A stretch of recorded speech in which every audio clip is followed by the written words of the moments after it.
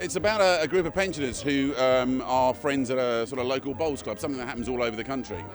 Like many pensioners, they find that their pensions aren't enough for them to live on because it's been reduced.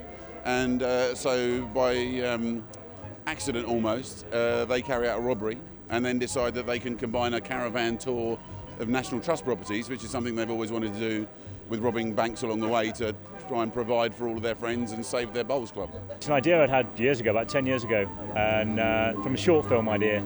I spoke to Nick Knowles about it, and he'd been having a similar kind of thought about a sort of heist movie, but with a difference. So playing with the genre, really.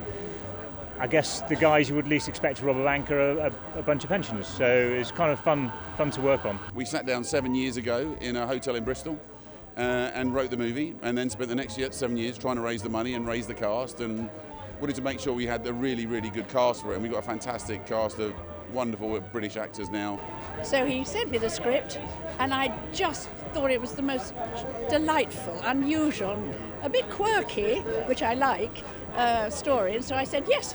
We shot in Bristol down at the Bottle Yard, where I've been before, so it was good fun. And a lot of old friends on it. Bernard Hill's an old pal of mine. And when everybody in the cast is of a certain age, it's a bit relaxing. Testing against that. We don't really have to prove anything to each other.